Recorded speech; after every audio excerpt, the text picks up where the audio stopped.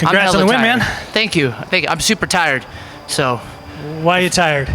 Honestly, just a long week. No, I cut like 22 pounds. The fight wasn't too bad, no, actually. Just like the day-to-day grind. Not seeing my kid a lot in 8 weeks of a camp. Really tough guy, a lot of anticipation, a lot of like fears and thoughts going into it, and then getting in there and just be like getting the biggest blue balls of all, because he was not what I thought he would be, you know? In what way? Man, all these highlights of him knocking dudes out and throwing dudes around and just wrapping them up, and I get in there and instantly drop him. He doesn't land a single shot on me clean in the entire fight, on the feet or on the ground. How even one judge saw any rounds for him is insane, asinine. Because according to the criteria in there, you take somebody down, great, you got to do something. I was throwing subs up the whole time. I was hitting him from everywhere, dropped him in every round. 2 judges, 30-27. It should have been a clean sweep. There shouldn't even be a split next to my name. When you heard that it was going to be a split, I mean, did you get that pit in your stomach? Or for a split second, and then I remembered, no, he didn't do anything to me in that fight. He landed 1 clean strike on the ground. The rest were a bunch of like headbutts, like little short headbutts. I'm sure if you were watching, you saw that. And just like pushing on my face. But dude, watch that fight back. I probably had like 200 strikes to 10. Probably outstruck him like, I don't know how much that is.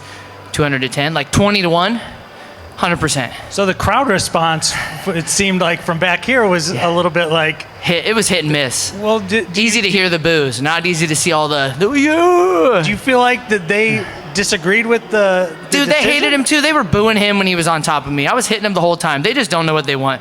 The crowd is like an ex-girlfriend, you know? They want you, they don't want you. You kind of want them, and then you remember how much of a headache they are. You're like, oh, God, not that again. Maybe it's 2 in the morning, and you're like, oh, no, that's right, no. So this is 3 straight, but your first time 4 straight in Bellator. But I am 4 straight in Bellator. But first time back here in Bellator in a minute, right? Mm-hmm. So how does that feel to kind of keep that momentum going, and do you feel like this is kind of... So I'm listening. Is this the home now? Like, I mean, you're going to be able to Bellator? stick around? Yeah, for sure. I like making money. Bellator pays me good money. I put on a good show. I look good. I drop people. Everyone was like, oh, he doesn't have hands. I just dropped that guy 3 times. He's knocked a bunch of dudes out. And obviously, he was going to come in there, and that was the best Cody Law I'm going to fight. Anyone who says differently is lying to themselves. He just lost, right, a while ago?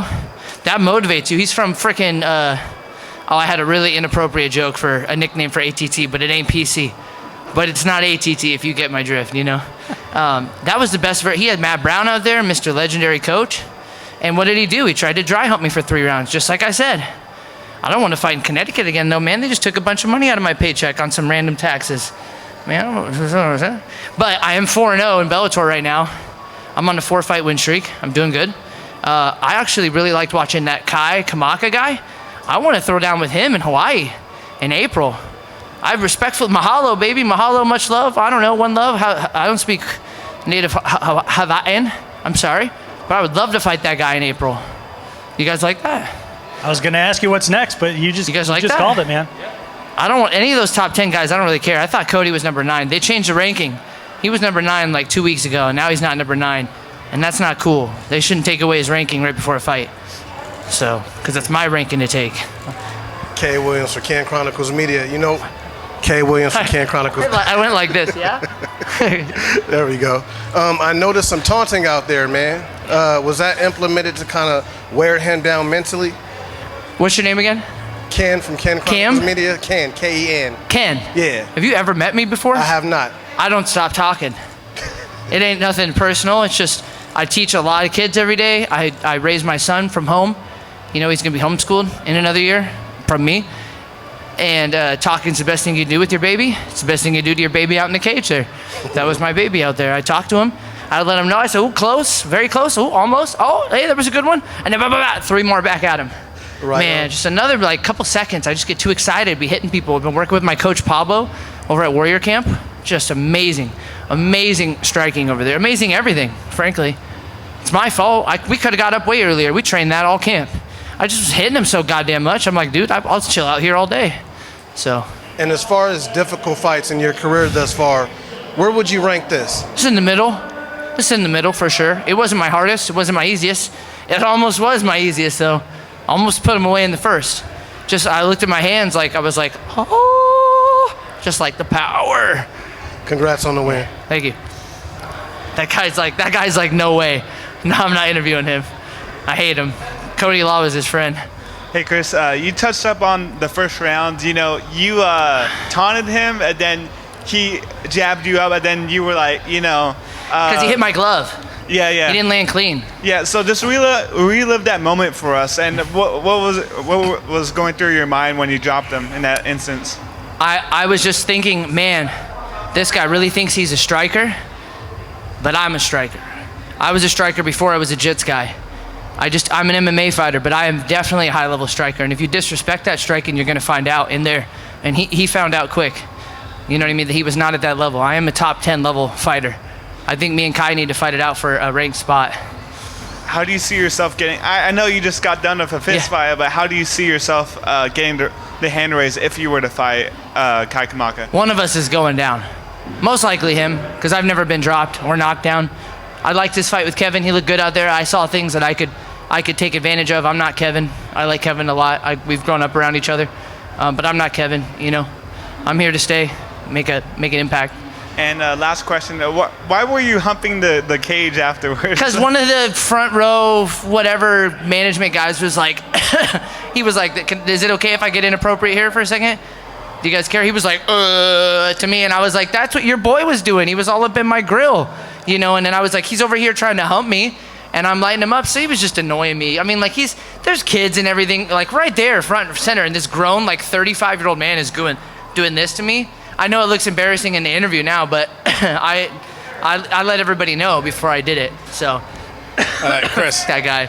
Now that we're not being PC, what do you want to call American Top Team? No, I can't. No, because it's like a sexual orientation joke, and you can't make those jokes anymore. But it's like the kind of you would say in high school you used to get away with, you know. Cris, Aldrich Warner from the Fight Dialogue. Okay. Well, obviously, man, great win tonight. But I want to talk to you about that Kai Kamaka matchup. What is exactly about that fight interests you? And also, would you like to vie for that to be the co-main event spot of the Hawaii card? Would I fight for that to be co-main? Yeah. Absolutely. Look at us. We're gorgeous. He's about as gorgeous as you can get in Hawaii out there, man. I need to get a tan, but I'm from Oregon, dude. Like, there ain't no sun in Oregon. You go to the Pacific Northwest, there's a reason the Twilight movies were made out there. We got no sun. If I get sun, I sparkle like diamonds. He is a great fighter, and I was super excited when I saw that Bellator had brought him back. And I was always like, damn, I'd love to fight that guy. Fight a real Hawaiian in his hometown with all those Hawaiians just screaming at me. I mean, I'm sure they'll be cool, but you know what I mean?